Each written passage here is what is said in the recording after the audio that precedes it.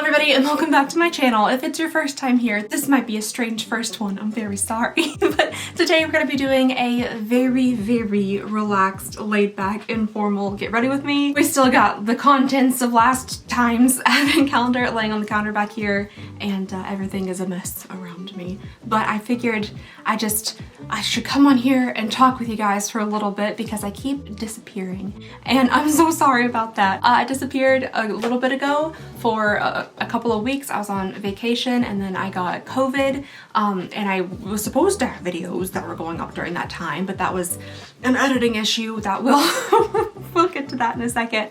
But it has been like another 8 or 9 days since I have posted, and I thought I need to give you all an explanation as to what's going on a little bit. So we're just gonna put just the most simple makeup on my face and I'm gonna talk with you guys and just give you a little bit of a health update mainly. Alrighty, so I don't know what's been going on, so I don't know why, but my health has decided to just take like a nosedive, just right off a cliff. It's never been fantastic, it hasn't, but things have just been like popping up ever since I got my lupus diagnosis. Well, I guess before too, because that's what led me to get the diagnosis. Like I was feeling really sick and weird and I was going to a lot of specialists, and then finally we got around to like the diagnosis, but things have just been like not fantastic since then, especially since the end of this past December. I don't know what's been going on, but I think I've been stuck in a major flare and I can't get out of it, and new things seem to be happening like every day.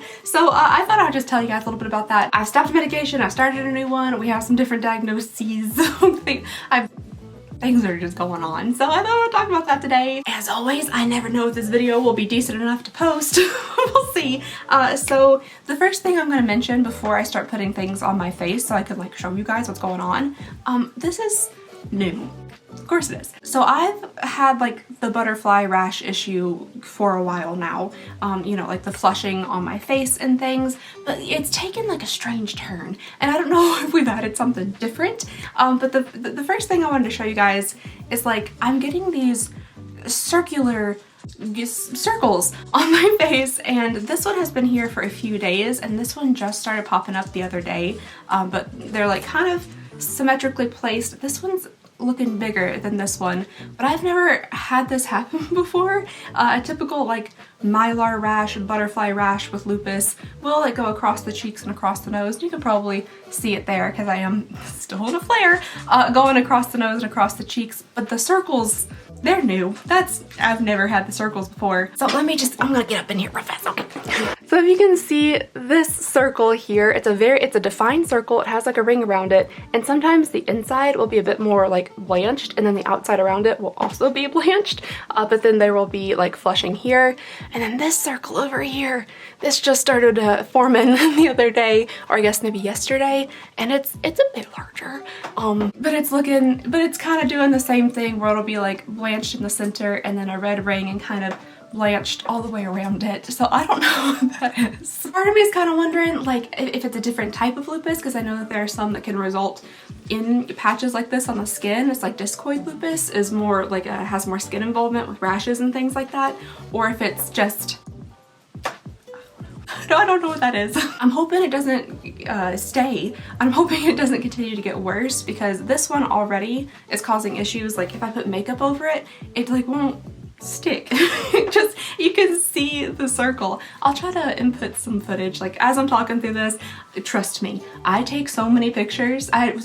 So many pictures, so many videos all day, every day. The amount of time in my day spent that I haven't seen before, or like I have noticed before but like never put it together, and then trying to record it and figure out what it is and like, you know, take note of it, take pictures, take like information down so I can show my rheumatologist. Like that takes up hours of my day at this point. There's always something going on. I'm like different like angles in the mirror trying to like make sure you can see the weird circles, or like, you know, my legs or my feet or whatever it might be. A large portion of my day is now spent doing that. So another interesting thing here about my face and the rash that I get across my cheeks is that, again, I've been getting just the kind of butterfly rash regularly for a long time now, but a new seeming rash has popped up.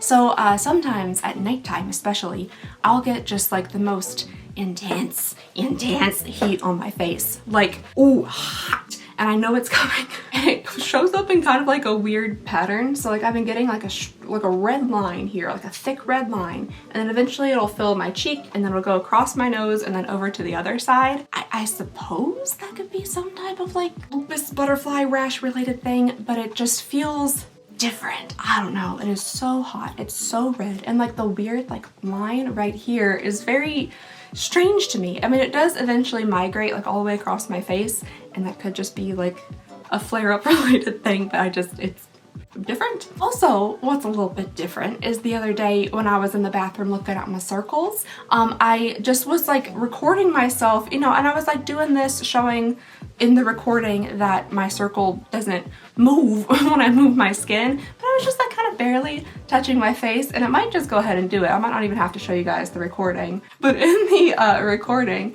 you can see me like just barely touching my skin, and when I like look back around, my face is vibrant red, and you can literally see like my fingerprints on my face. Okay, yeah, I did it a little bit. You can literally see my fingerprints where I touch my face. That's a new one. That's different. Just, you know, very gentle little red. It's a whole fingerprint. Different. It's different. Okay, I could probably start putting on makeup now. But that had led me to like look into some other potential things. And I came across the MCAS, like MCAS maybe. It's like something about a histamine reaction inside of your body. I saw some pictures that looked exactly like the same flushing I was having, like with the red line and everything, and even like some circles in places. And I was like, well, maybe that's what it is. Maybe it's just that, honestly, not even lupus, because I'm a little bit in denial, I think, perhaps maybe. I have somehow convinced myself that I have convinced my doctor that I have lupus when I don't, you know, even though it's a little bit difficult to pretend what shows up on your blood tests and, you know, all the other lovely things that she evaluated and very confidently diagnosed me with. But I was thinking, well, maybe it's just that. I did look into it, and apparently the MCAS thing won't show up on like an ANA or like have a Tater pattern or anything like that that shows up for an autoimmune issue, which mine did. But apparently it and lupus kind of like hang out together a lot. So I'm hoping it's not both of them, because it also is something that is not curable. It's just, you know, you can manage the symptoms just like lupus, but it's chronic. So I hope it's not that. Not another thing on top of the things that are already happening, because I have even more things now. Isn't that so much fun? Every time I go to a rheumatologist, she's like, well, you probably also have this. And I'm like, which apparently for autoimmune issues, they kind of just like start stacking. Like once you get one, you just kind of just keep, you know, going. So I had an appointment with my rheumatologist. I guess it's been like almost 2 weeks ago now. And I gave her my list. Well, no, I didn't give it to her. I walked in with this list that's written in basically like code of misspelled gibberish, and I've been compiling it since the end of December, because like things have been going wonky since the end of December. So I walked in and she asked me how I was doing, and I was like, oh, well, and then I kind of started telling her stuff off my list, and she then proceeded to grab the list from my hand as I was like, oh god, oh no, like oh no, because it's so misspelled and awfully written and horrible. I hated for her to even like put her eyes upon it, but she took it and she started like going down the list. So some of the things that I have written on my little list here, which keep in mind, I literally wrote down everything, because I don't know at this point like what lupus doesn't cause or can't cause, because it seems like it can cause everything. So I just wrote down literally everything that had been happening to me. So like pain, soreness, weakness in upper arms and back. I literally can't do anything with my arms. I get this horrific pain from my shoulder to my elbow, and like if I do anything that requires resistance or strength, I have like a I like exfoliate my feet with like a stick thing, and I just do this. You know, you gotta put a little pressure on it. You gotta get in there. And after I do that, like my arm is like weak and like barely can like hold itself up, and it feels like I have just lifted 1,000-pound weights, and all I'm doing is exfoliating my feet. They got extreme fatigue on the list. That's, yeah, I mean, sleeping every opportunity I can. So that's kind of a standing thing still. Purple facial flushing, like this area here of my face flushed so much that it went from like blood red to like purple, like a deep intense purple. And I like couldn't put makeup on it, like the makeup kept sliding off of it. I finally layered on enough because it was literally Christmas Day. I finally layered on enough to like cover the purple, but it looked gray. My face looked gray right here because it was so deep purple. And then as soon as she got down here to ear pain and inner ear ringing, she said, that's a side effect of your hydroxychloroquine and we're going to take you off of it. Like immediately she saw that and was like, no hydroxychloroquine, which is a medication that many people are on for, you know, controlling lupus and like making sure your organs stay all good and stuff. But that's also the medication that can affect your eyesight, and you like really have to stay on top of it, make sure you're going to like the eye doctor, and because it can like mess up your vision. And I already have terrible vision, so I was pretty concerned about that one.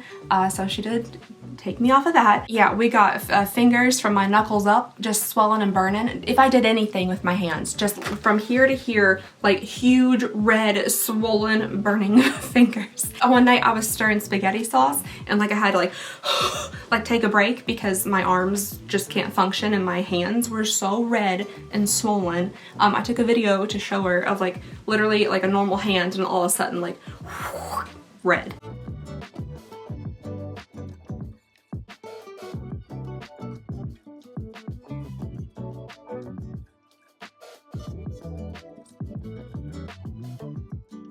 So when she saw that and I showed her like videos and like all the pictures I'd taken and that kind of stuff, she says that I might have something called vasculitis, which is another autoimmune issue, another uncurable autoimmune issue. And it affects the blood vessels in your body. I think there's a couple different like stages or like different types of vasculitis maybe that affect different like larger blood vessels versus smaller ones. They basically like inflame and kind of harden the blood vessels, which can be not good for, you know, blood flow and your organs and your eyes and all sorts of other stuff. So that wasn't lovely to hear that something else like that might be going on. Yeah, it's just that you're probably not gonna be able to see it on camera too well because the camera like blurs everything out. So does my phone camera. It's so hard to take like accurate, like, you know, documentation of stuff because my phone camera is so bad. I'll be like, oh, look at this huge red thing on my face, and I'll take a picture of it and the camera's like smooth, perfect blurred skin. I'm like, that's can you not? Like if I was trying to take like a nice picture of myself, I'm sure that feature is lovely, but I'm like, I need you to show my doctor what this looks like. Oh, and then we just got other random stuff on here.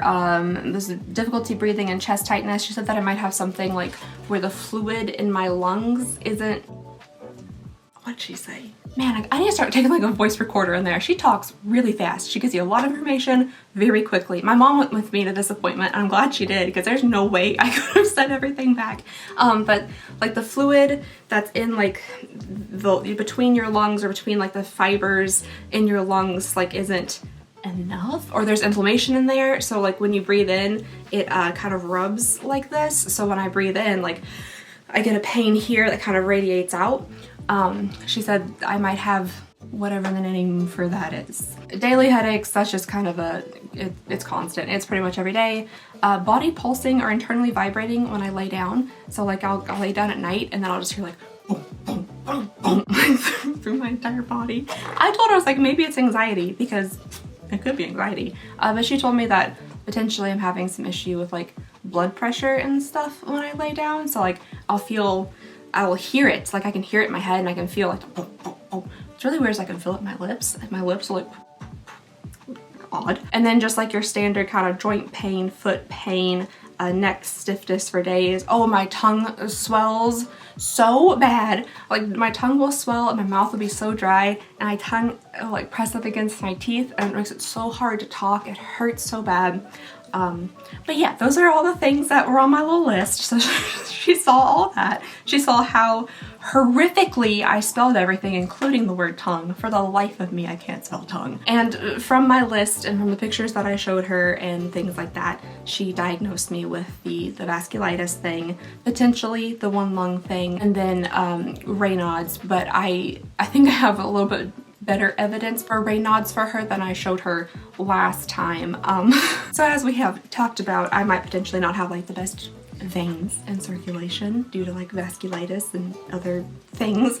So I guess I'll show you guys this video. You can see my feet in it and they look tragic. And so does my skin. It looks scary. But like I'm getting these, and I have for a long time, like the purple like webbing on my legs. So like my knees will turn purple and like I have purple webbing, and then the bottom of my feet are always bright red, or sometimes even like almost like deep purpley red. But when I stand and I lift my foot up, it'll blanch like fully white and kind of come back to color. But they'll also like go numb and they'll tingle and that kind of stuff. So either it's Raynaud's or it's like a secondary Raynaud's, like as a complication of my issues with lupus and vasculitis and other circulation problems. So I'm gonna, these are from today. She hasn't seen these yet, so next time I go see her, I'll show her that as well. So we'll see what she says about that. But because she said that I've been stuck in like a major flare for like 3 months at this point, which she told me like, hey, don't do that. Like if you're having a huge flare, like you can see me.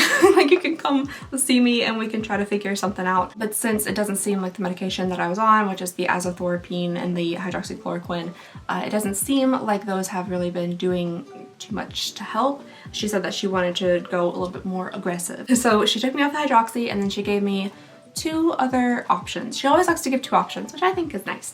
And I can't even recall anything about the other option. Like I said, it was a lot of information. I was nervous and a lot of anxiety, and my recall is not good. But the one that we decided to go with is something called Benlysta. So it's actually not like a pill or anything, it's an injection. There's 2 forms she said that I could do. One is like a infusion where I would come in once a month to the office and they would actually like hook me up and everything, and they would infuse the medication into me. She said that that option would be like a more intense dose at one time, so I might see some results faster, but also I could see like side effects faster or different things. And the other option is an at-home like self-injection, and I ended up going with that one. I am terrified of needles. I am not a fan of needles. I don't think I would have done this self-at-home injection thing if my office wasn't in Lexington, which is like 30 minutes away, and if I had like my own mode of transportation. I still don't drive because I'm terrified of it. It's the scariest thing in the world. So if it was closer or I could be like absolutely for sure like able to get there every single month to do my infusion, I might have selected that one. But I picked the at-home injection thing, and I'm a little I'm a little sad perhaps that I did pick that one, because I've done 2 injections at this point. The first one I was terrified of. I put lidocaine on my stomach, because you have to do it like in your stomach, but you have to like move it around, so you can either do like your thighs or stomach, either side, because if you do it in one place, you know, like forever, because I don't know how long I'll be on this, it'll be, you know, years and years if it actually works. You'll build up scar tissue. Oh my goodness, what the heck is happening with my nose? How did I not notice that? But my first one I did in my stomach, and I put on lidocaine, and then I put like an ice pack straight on my skin, and I let that baby sit there for like 30 minutes until I could like pinch my skin between my fingers and couldn't feel nothing. My fingernails, like I was digging in there, couldn't feel anything. And then I finally like took the thing and I was holding it and I was real nervous. But I like I just couldn't get up the strength to like do it myself, so I kind of like rammed it into my countertop and it finally went in. But I was anticipating it to burn really badly, because that's what I saw like people talking about, is how much the actual product on the inside burns, like the medicine burns. But it wasn't that bad. The needle going in and like the little bit of burn from the injection wasn't bad at all. But then the second time I did it, I don't know why. I don't know, I think maybe I didn't numb my skin enough. But again, I was too afraid to do it, and this time I was upstairs in the bedroom. I didn't have a counter to like jab it into me. So I laid down and my husband did it for me, and oh my gosh, it burns. Oh, it burns so bad. I was laying on the bed like yelling like, ah! I know my husband had to feel bad. I'm real sorry about that, my dear. But I don't know why that one was so different. But like as soon as the medication like got all the way in, you're supposed to leave it there. I think they said like 5 to 15 seconds, I can't remember, after the click and the whole thing is in, but he like immediately yanked it out and I was like, no! But I'm sure he was trying to like, you know, make my suffering end. So that second time was rough. And now I just don't know how much I want to do it a third time. The doctor did say at any point I could switch from the self-home injections to infusions, so that's good. I just don't know if I can do that once a week. It's once a week for like, you know, undetermined amount of time. And I'm not even gonna like see results potentially between like, some people said like 3 months, 6 months, a year. So I don't know if I can do that every week for that long and not know if it's gonna do anything. So the infusion might be the way to go. And then it would give like me and my mom like an excuse to go to Lexington once a month. We'll go get some brunch or something. Go do my infusions, do a little vintage shopping, something. That could be fun. It could be like more of a fun thing instead of a terrified every Thursday I'm gonna poke myself kind of thing. The injections? I guess we have to see. I don't know if my insurance has like said if they're covering them or not. They should. But the injections, like each little pin is $1,200. And then even if your insurance does cover it, it's still $400. So you have to get this like little card. They give you something and then you give that like coupon to somebody, and then eventually it doesn't cost you hundreds of dollars. But isn't that crazy? That's nuts. I have no idea how much the infusions are. Hopefully insurance would cover that as well, but yeah, that's what I'm gonna be doing now, and hopefully I see some type of difference, because so far I feel like things have been going like this way, and I would love it if things would go this way. So we'll see. I'm currently on a prednisone taper too, and the last time I was on a high dose of prednisone, I felt great. I loved it. Once I was like done with that first one, I kept telling Jeremy, my husband, that I wanted my roids back because I felt fantastic. I had energy. I wasn't in pain. This time, not the case. I'm 0% energy, lots of pain, like muscles hurt to the touch, joints hurt, I'm creaking, cracking everywhere I go, muscle weak, like all that kind of stuff. And I'm really sad about it because I was pretty pumped when she told me that we were gonna go on another prednisone taper, because like I said, the first time I was like running around the house, so much energy. And that's unfortunately not the case. Like we had a birthday party for my husband on Saturday, and that whole day Saturday before the party, I couldn't help it, but I was running around like a madman. Like I decorated the entire living room. I was trying to like hang up like 1,000 pictures in the basement and like decorate everything. And as I was doing it, it felt like I was being like dragged through the mud. Like I had to reach deep down within me to find the energy to like continue doing stuff. And because of that and the fact that we stayed up late and things, the 2 days since then, I've been asleep. I've slept the whole time. Like I can't get out of bed and do things. I have been asleep. So it's the recovery time from doing like mundane normal activities is ridiculous. Sorry, I'm like not even putting on makeup. Very sorry guys, I've been talking for so long. I just felt like I needed to share with you guys, or wanted to share with you guys, like what's been going on. I might, as far as like videos and things go, I want to make videos. I really do want to make videos. I think I just need to like get out of my head a little bit and just realize that my energy might not be where it typically is, or like, you know, the desk is really messy and like there's stuff around that I like wanted to like clean all this and get things more organized and stuff before I started videoing.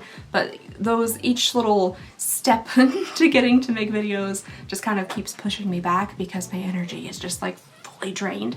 So I think if I just kind of, you know, not try to seek, not that my videos are literally ever perfect like in any way, shape, or form. If I can just, you know, get to videos, get to making them and not worry about maybe all like the little extra steps and things, then I feel like I can actually get more content out to you guys, which is what I really, really want to do.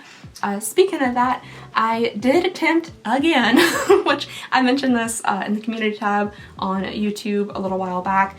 I did attempt again to get another editor.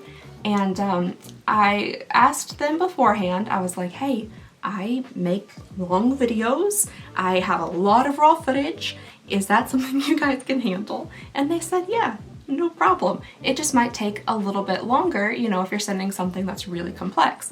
And I was like, okay, but I told them, I was like, the editing of my videos is it's very easy. It's time consuming, but it's easy. If I can do it, it's easy.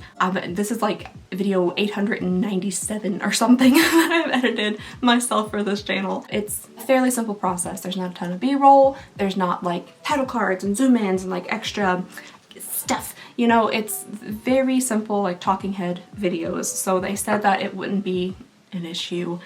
So I went ahead and filmed a pretty short, actually, video for my standards. It was the video of the Archer and Olive advent calendar in the subscription box, and it was like an hour and maybe 15 minutes worth of footage, which I told them it could be like 2 hours, 3 hours of footage. And they said that was fine. It took a really long time to upload it and for me to like kind of type in everything I wanted and stuff and like make sure I sent in all the audio files and all the extra stuff. That took a really long time. But it was our first video like with me and my editor that was assigned to me, so you know, that process I'm sure would become simpler over time. But I sent that video off and I didn't get a full first draft of that video for like a week and a half.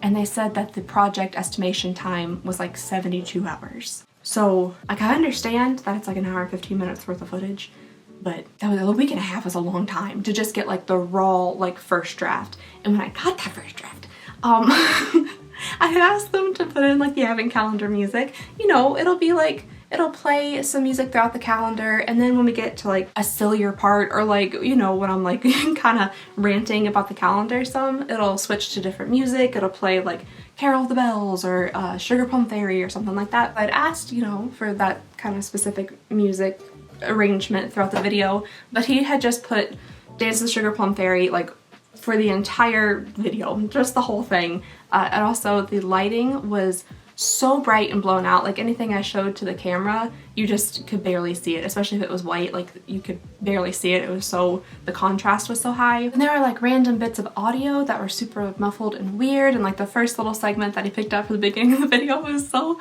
awkward, and it did not seem like it had been professionally edited, unfortunately. And the service is not, it's not a cheap service. I paid like $1,100 for the package that I picked in hopes that I could get multiple videos edited in a month's time, which I know like it probably would have gotten faster as we worked together. But for it to take like a week and a half for the rough draft of like a kind of shorter amount of footage, I was getting a little bit concerned. I did also call the platform because I didn't want to complain like to him because I would feel really bad about that. But I just wanted to call and see if that was like a standard amount of time for it to take for that amount of footage with like that kind of low requests of edits, and they said that that was not standard at all whatsoever. So I was like, okay, just checking. So they were gonna attempt to like switch over my editor or like even have like the project manager edited it for me, but that I guess didn't happen or didn't work. So I was like on vacation during this time. I had sent in like, you know, some requests for things to be fixed, like the lighting and the sound, and there are places where there were just long pauses where I was just kind of like fiddling through boxes and stuff, like stuff I would definitely cut out. Like very awkward moments that were definitely not me like intentionally recording video. He just kind of left those in, or if I like stuttered on my words and like restarted a sentence, those were left in. So I had asked for things to be fixed, and then when I got back that footage like multiple days later, the video, like the beginning of it, the title card and stuff that I had sent him and like the I had told him that I thought the beginning was a bit awkward, because it really was. So if he could like pick a different segment to kind of pop in the beginning, but instead he just cut off the entire first beginning of the video. It basically started on me being like, all right, let's day number 1, and nothing before it. I was like, oh my goodness. And there were still issues with like cuts and things, and he had taken out all the background music. It was just all gone, besides every now and then there's like a little music playing here and there, but pretty much it was all gone. And he had taken out, oh, and he originally put in like super fast zooms, like so many of them, where it was really kind of like, oh, it was taking me aback. So it was like really fast zooms, and I asked if he could like tone those down a little bit. I also sent him every single, like a playlist of every single advent calendar that we've ever unboxed, so he could kind of see what I was looking for. Again, very simple stuff, but basically when I got back the revised video, pretty much it wasn't even edited. It was just like cut spliced in a couple of places, and that was about it. And that was, you know, again, $1,100 paying for the service. Feel bad, but I had to write back and be like, hey, just so you know, at this point, I really need a video to post. I really had to post this video. So I went ahead and edited this video from Raw quickly, because I needed it to be done. And I've already posted it and everything. It took me about 2 hours to do the edit from Raw, even though it, you know, probably definitely isn't one of my better edits.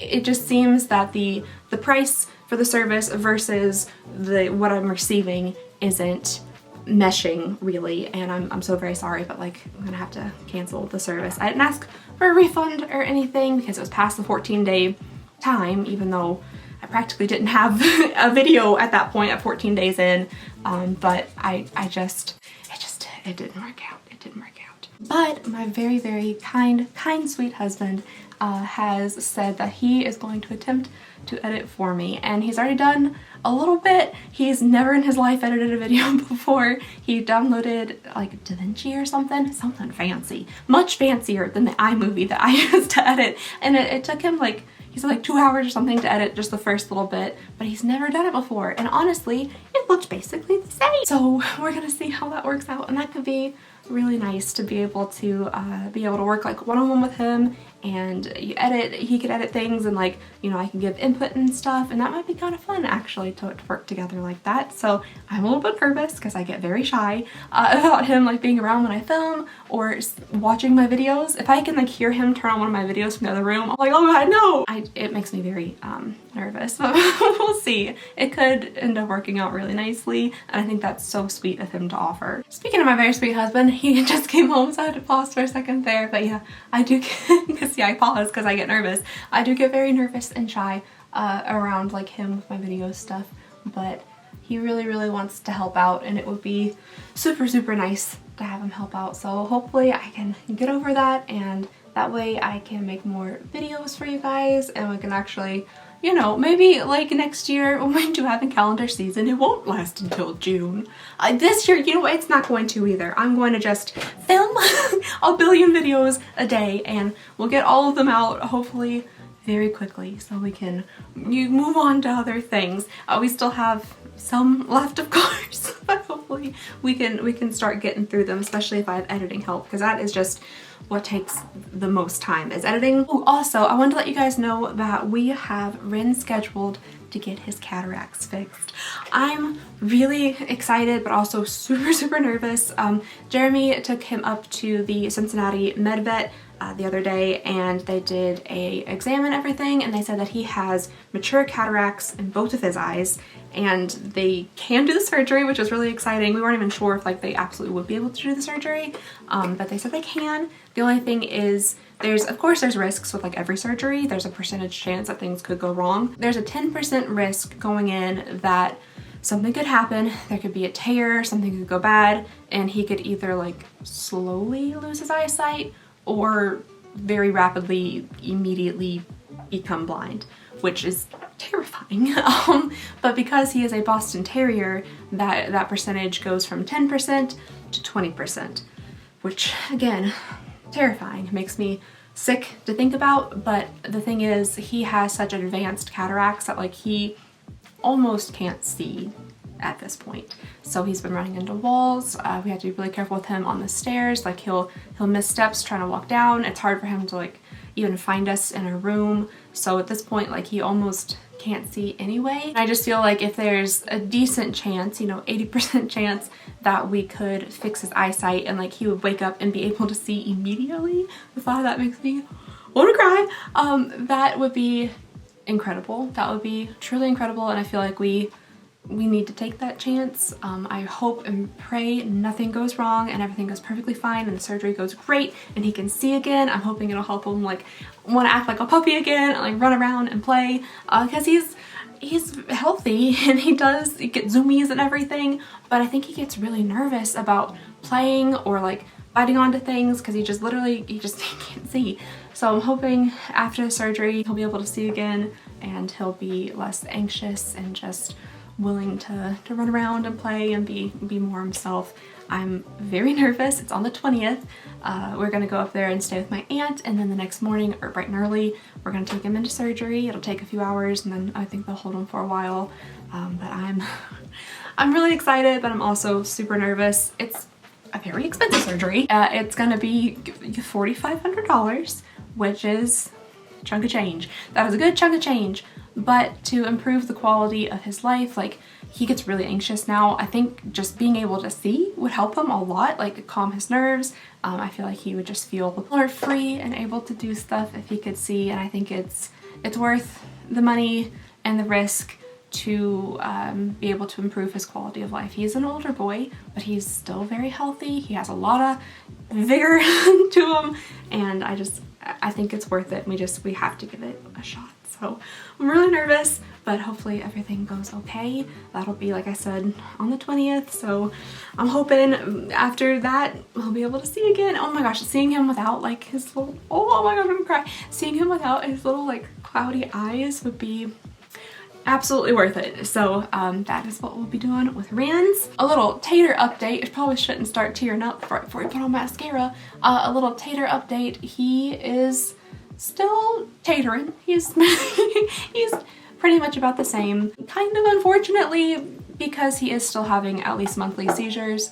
We took him into the vet recently and we told her that he is still pretty much on schedule once a month, and that made her a little uncomfy, especially with all the medications that he's on. So we are going to start him on another medication. So he currently takes 3 different medications 5 times a day. So we would be adding in, it's called zomicide,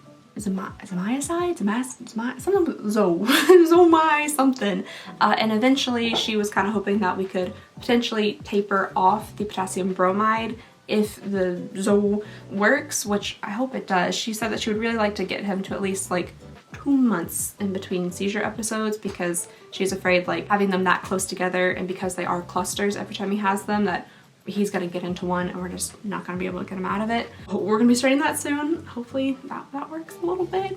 But we might also still be making another trip to Cincinnati Med Vet to do the spinal tap thing for him, to see if there is any type of swelling or something happening in his brain that is causing all these seizures that aren't being controlled by medication. I mean, they're being controlled to an extent. Once a month is better than like multiple times a month, but it would be nice if it was much less than that. Oh my gosh, you guys, this is a random thing, but it was a very frustrating thing. So the other day, I have had to move my computer to like a little rolly desk that goes over the couch, because the computer desk that I was sitting at, my arms like kind of dangle, and because my body can't hold up my own arms, it was starting to really hurt my joints, like in my elbow and my wrist. So I moved my computer to my sofa so I could have an armrest like this, so I can, you know, edit and stuff. And I have my computer, my very large, heavy, multi-$1,000 computer, sitting on this little rickety desk that I got for 40 bucks.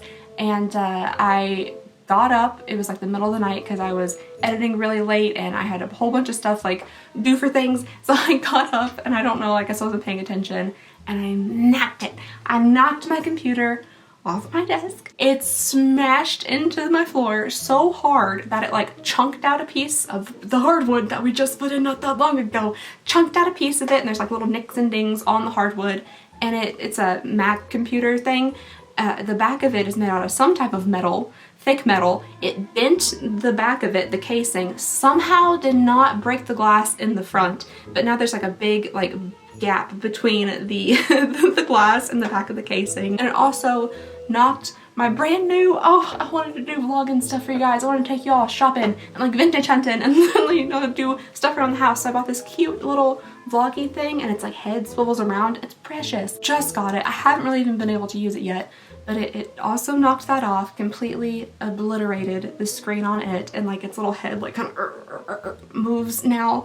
And I also spilled my brand new fresh Diet Dr. Pepper as it was all happening. I burst into tears. I mean, I was crying so hard that I busted little blood vessels in my eyes, like above my, this part up here, I had like little blood vessels that popped because I was sobbing. It's like 3 o'clock in the morning.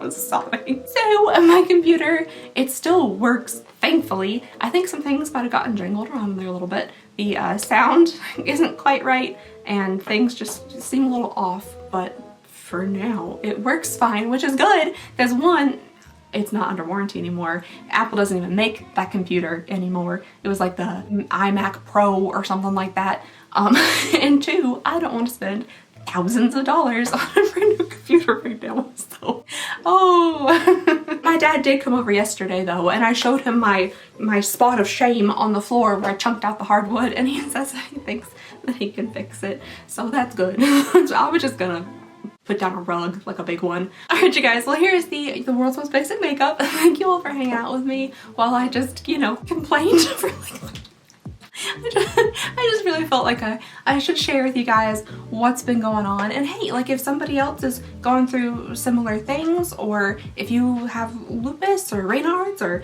vasculitis, or if you might be concerned that you have those things, first of all, don't use me as a diagnostic tool. Don't do that. But like if you have similar concerns, don't be afraid to talk to your doctor about those things. And if you want to share some, you know, similar stories or something you've been going through down below in the comments, feel free to do that as well. And yeah, that's all I have for you guys today. Advent calendars will be back lickety split, and I just hope you guys have a lovely, wonderful, fantastic day, and I'll see you all next time. Bye.